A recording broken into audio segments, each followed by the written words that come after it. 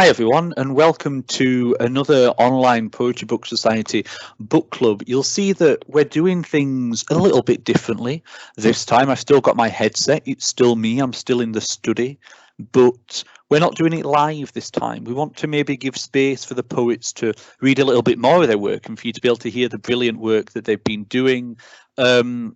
And hopefully we'll be back with some live sessions later on in the year, because I think they've been a great success. But we're just trying this out, so let's see how it goes. We've got some readings coming up for you today that I hope you're going to really enjoy. And now we're thinking about spring 2021, and you can see behind me I've got daffodils, I've got tulips. We're thinking about spring. It feels spring-like, even though actually outside it's snowing. But let's not say too much about that. And the spring 2021 selections, the Poetry Book Society, were the last ones that Sinead Morrissey was involved in, and we wish her the best of luck as she goes off to start a new project.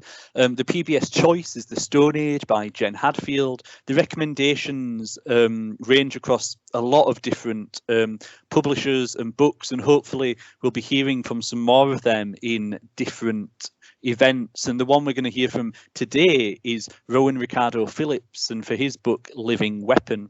And so today we're going to hear from Jen and Rowan. They're going to read us some extracts of their work from the PBS choice, The Stone Age, in Jen's case, and in Rowan's case from his PBS recommendation, Living Weapon, which is out now from Faber. And both these books are just incredibly arresting. They feel, that old cliche, incredibly fresh. They feel unique. They feel, both books, I think, unlike anything that I've read before, which is a tall order, isn't it, for poetry, that we read something that feels unique and so fresh and so urgent and so important. Jen Hadfield, of course, is a poet who we may well know, we may well have read other books by her. Rowan's book, Living Weapon, is the first of his poetry to be published over here in the United Kingdom, and so might be a relatively new name to a lot of us, but I'm delighted that you're going to get the chance to meet him here. And so first of all, please welcome Jen Hadfield reading from her Poetry Book Society choice, The Stone Age. Limpet. Stop, now you're home, and consider what that feels like. Don't stop, continue to whirl like an introvert tornado across the flooded rock pool in an ease of gypsy skirts, cyclonic, high and wet. This is not a thing to sit tight upon, locked to your home scar against the migraine of the waves. This rebate will wait, that you can spin home to, like cup to saucer, matching every chip in your shell to its own rocky rostrum. Clamp down, turn the key of yourself in the lock of yourself, fasten with 100 infinitesimal mortises. So hello everyone, and welcome to this really surreal short reading from a new collection, The Stone Age. I am finding this a really strange way to share poetry. I guess it's about as good as we can do at the moment, and it's kind of nice to be reaching out from my sister's house here in Shetland to you wherever you are. Apologies in advance for any noises off. There's quite a lot of tractor activity outside today, an occasional passing hailstorms, and some really cheerful sparrows. Hopefully none of that will be just too intrusive, maybe just a bit atmospheric if we're lucky. So this collection, I think, for me, was really about exploring how we manage to understand each other, not just as humans, but if we think that's possible, across species. I'd really like to imagine that we're living in a world where other species have their own kinds of consciousness, and that might even extend to things like cliffs and sea arches and mountains and standing stones. So the next poem I'm going to read is called Dolmen. And this is really a human reaching out to a standing stone. Standing stone, let's talk about you. Who knows how deep this grief goes down in your thick waist and whalebone skirt?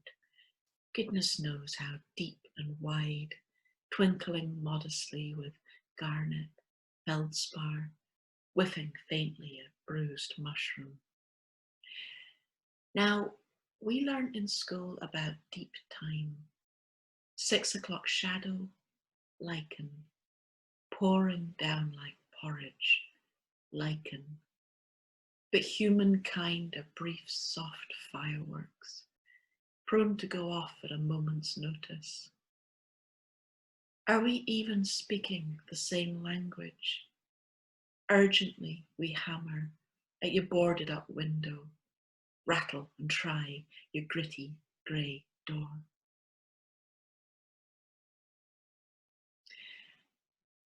So there's a whole sequence of poems in this book where the Stones get a chance to talk back, and I had a lovely time with Picador finding the right way to communicate that on the page, this other kind of consciousness. So hopefully you'll get the book in your hand at some point and see what we came up with there. I did have this idea, the Stone poems are in brackets, and there's a few other visual tricks going on, and I had this idea that I needed to signal that each of those stone shapes was filled with consciousness, and that there was just this skin, this membrane between us and them that we can't quite pierce yet. But I'm going to move on to a poem called Rhubarb, which is more about the way two people communicate. And it's about a beautiful late night walk in Shetland at midsummer. Rhubarb. In winter, low tide comes to the rhubarb box and bears stiff reefs of coral.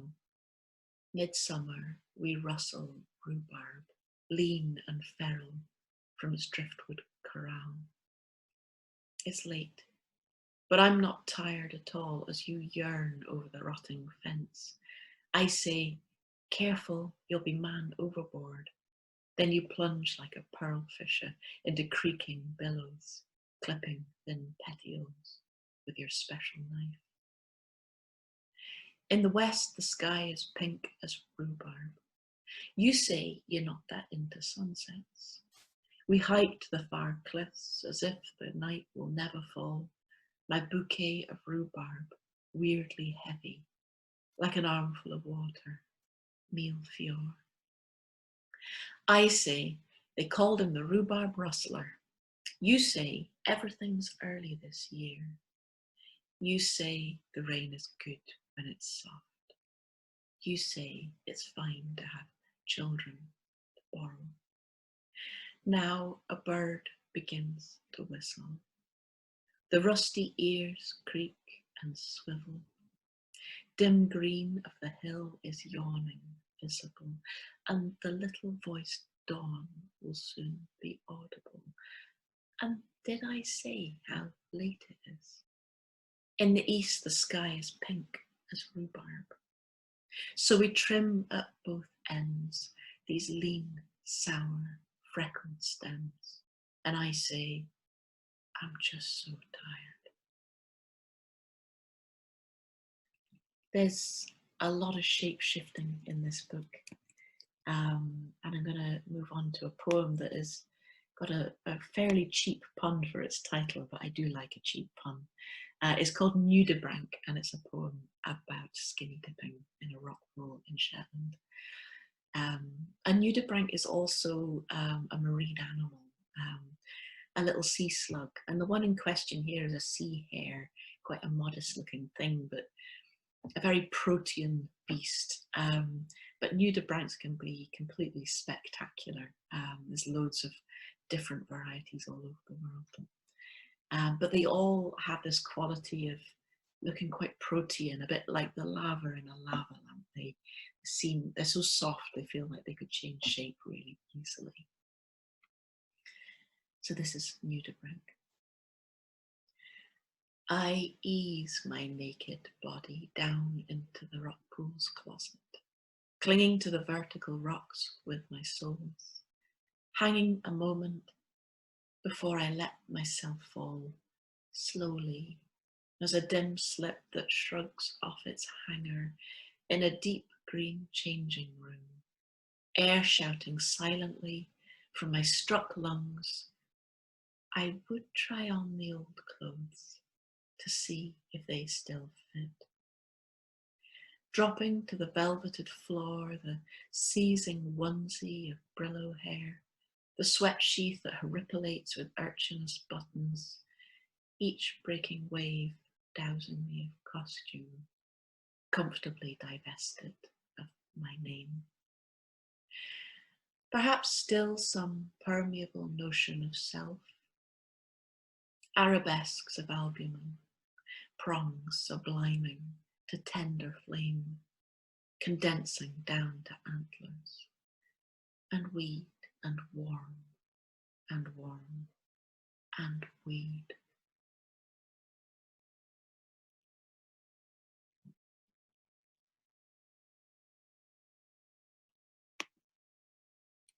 So I know I've spoken about other species having consciousness, but I went a little bit further in the writing of this book, and I started asking myself what it would be like if the things we've made, things like wheelbarrows and scythes, had souls, if we could let them have souls. I really like Philip Pullman's idea that when we make something, we invest it with a kind of consciousness, maybe a kind of sentience. I found it hardest to do this for strimmers. I hate strimming, but I set myself the kind of thought experiment of imagining that a strimmer might have a soul, and I was shocked by how angry it made me.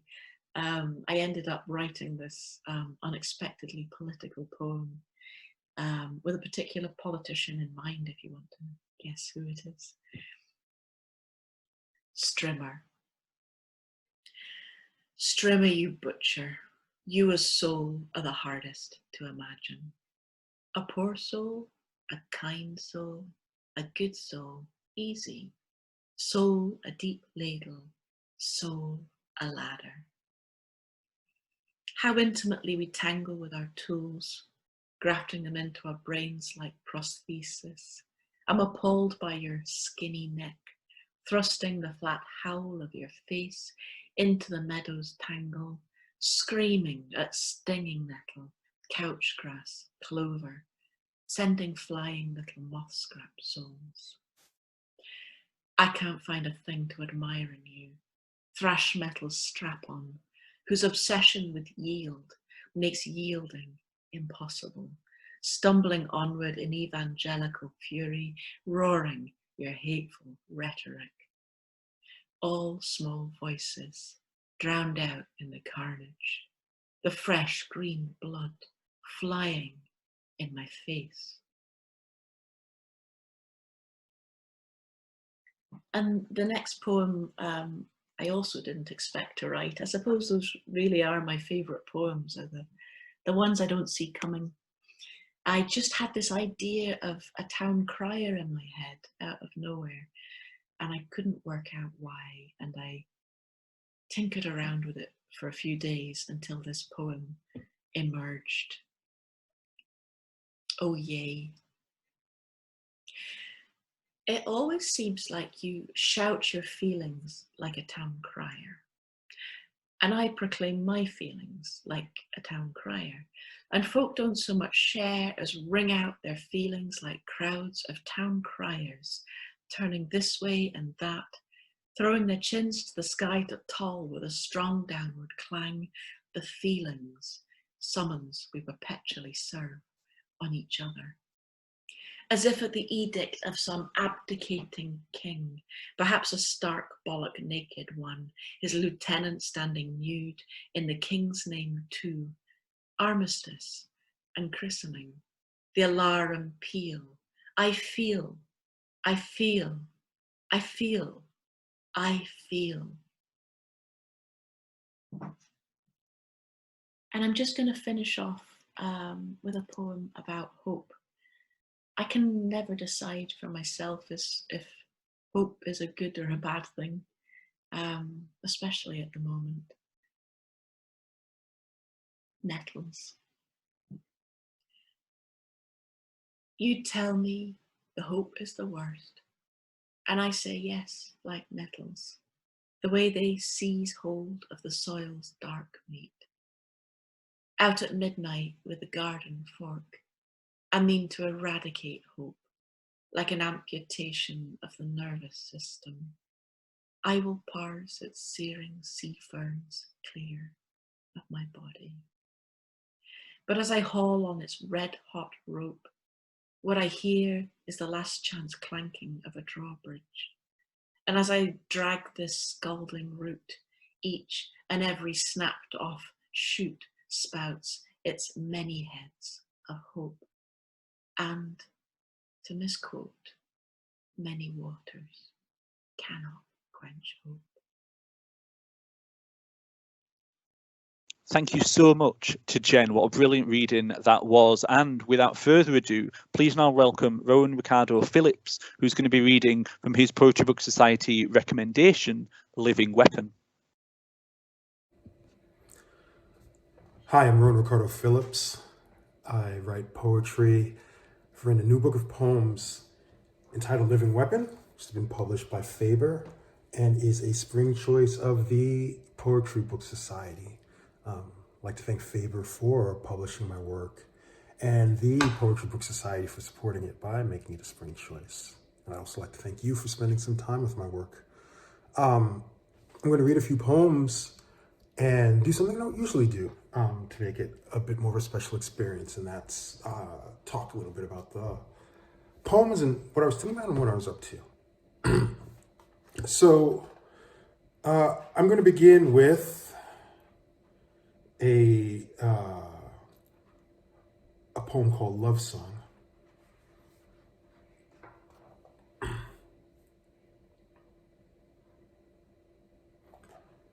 Love Song. Not who or what you love, but that you love. That to stand there or sit there, to simply be, this is hard. To look across from you, where someone else or no one or both may or may not be. This is hard.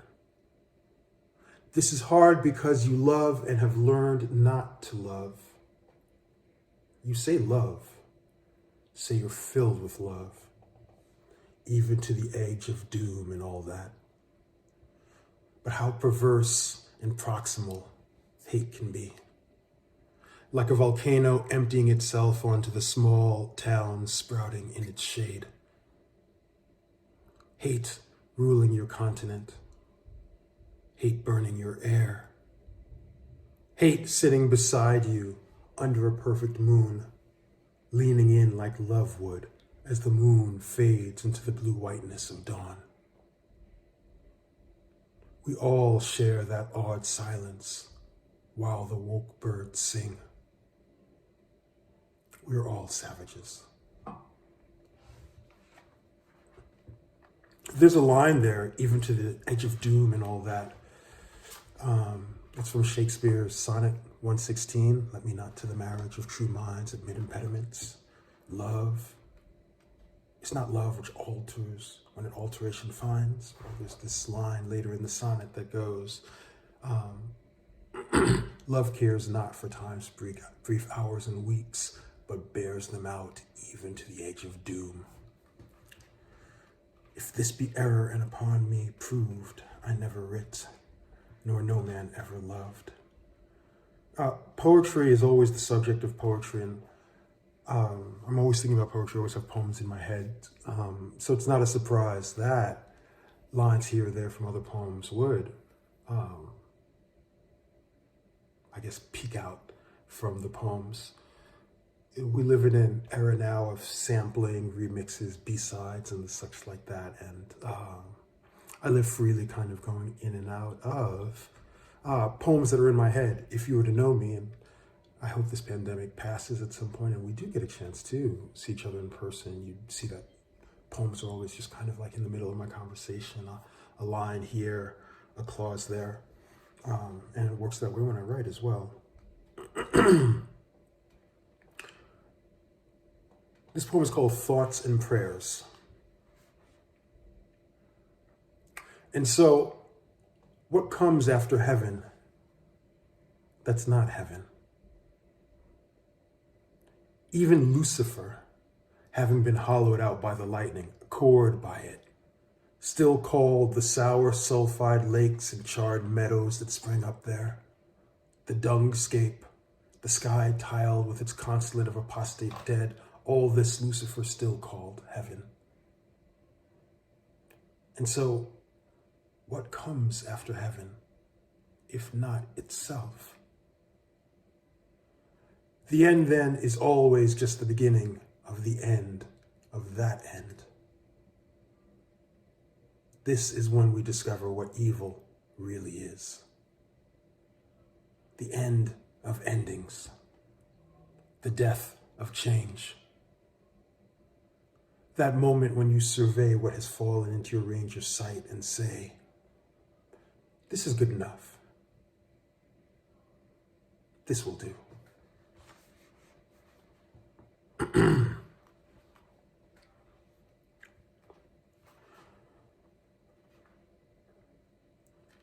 There are a few times in Living Weapon where I refer to and mention heaven. And I have in mind my prior book, among other things. The book before Living Weapon was entitled Heaven. And the book before that entitled The Ground. And my books of poems tend to be moods or concept albums. They have their own type of environmental space, if you will. And so you'll see a lot of conversation happening between the poems in one volume, but also between the volumes.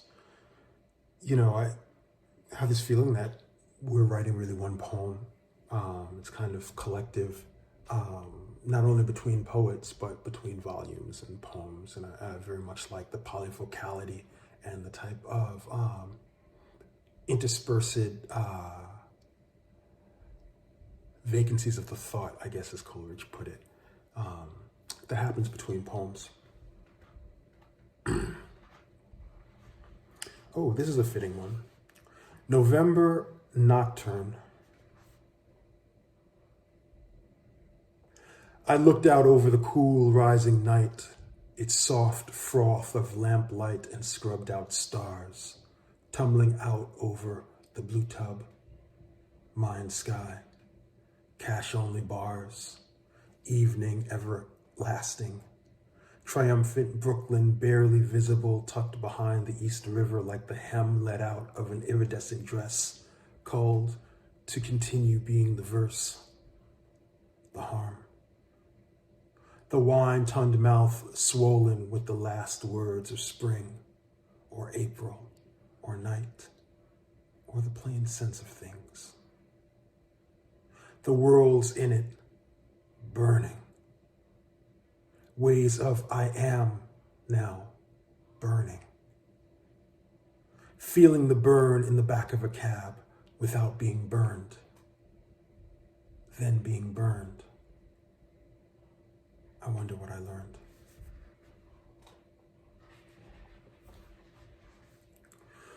And a companion piece to that poem, November Nocturne, is this poem, Night of the Election, which in its first line references a poem by Seamus Heaney, Oysters.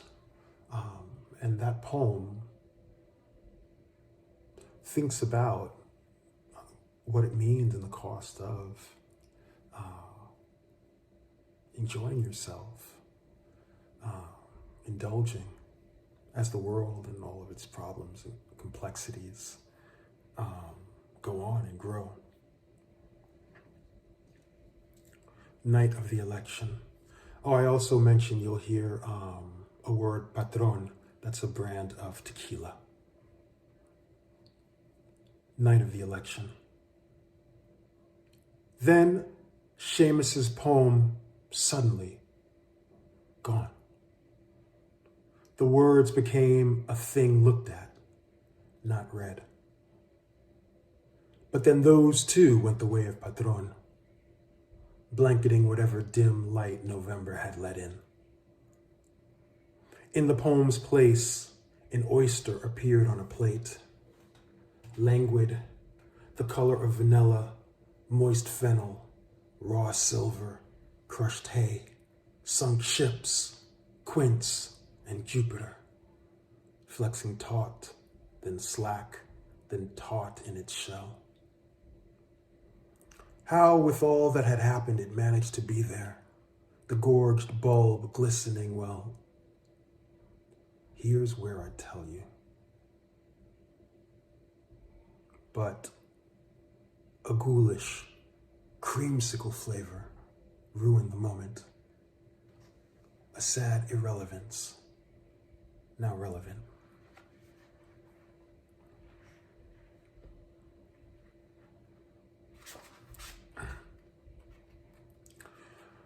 Even Homer nods is a well-known expression. This means that even great Homer needed a break, rested.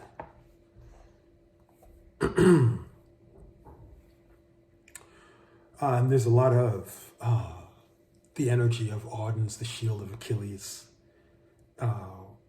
in this, but also book 18, of course, of the Iliad, which the Shield of Achilles is based on. When Thetis goes down to the underworld and asks Hephaestus to make new armor and a new shield for her son, the man-killer Achilles. Even Homer nods. You can be a mother who knows a god. You can ask him for magic armor, a shield the width of Saturn's widest rings, some helmet in the new or ancient style. Fill your arms with defenses for your child. Take the peacock feather you've been offered and plant it in that helmet's crown, or keep it for yourself to use as a pen. Note this was the only option you were offered, stylist or witness. Witness with stylus, so that you'd circle down the drain with death, mourning in either silence or sound bites, surrounded by silence and sound bites. Life like this having been polished to shine in the normal ways things shine these days. A dull lull, the type of insufficient glare we used to call out on sight as useless glow, but now in new darkness we feel a need for. A consolation of presence. As when my mother passed me the soft shield, the breastplate like rice paper, the helmet bright as pyrite can be, we already knew this was part of the old cycle. That I would die soon. And we do this, that I would die soon without a weapon. And she'd live on. And we'd do this again and again and again, without ever knowing we were the weapon ourselves. Stronger than steel, story, and hydrogen. Here in America, where we wonder, still, after everything that's happened, why anyone bothers to read the classics.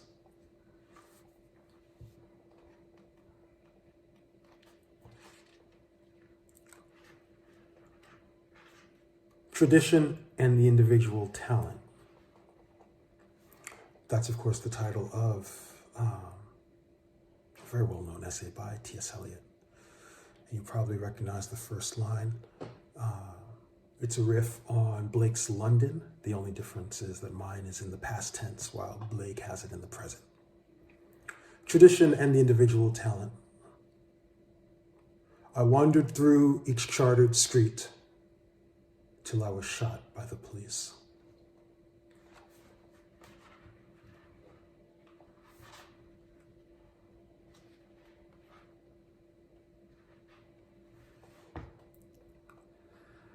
The Peacock. Music for when the music is over is what a poem is. There's no music in a poem, just the imaginary composer breathing beneath the deep wreck, the curves of that glorious alphabet resilient as bioluminescence stuck in the seafloor. There's something to it, how poems pretend to sing. As a peacock pretends in the wide span of its plumage that there's no end to it. The far stars of galaxies and its ocelli gazed and gazing as one. The first fissions finally arriving at the listener, who makes sense of it sooner or later. Thanks very much. I hope you're all well and that you stay safe. And of course, as always, long live poetry.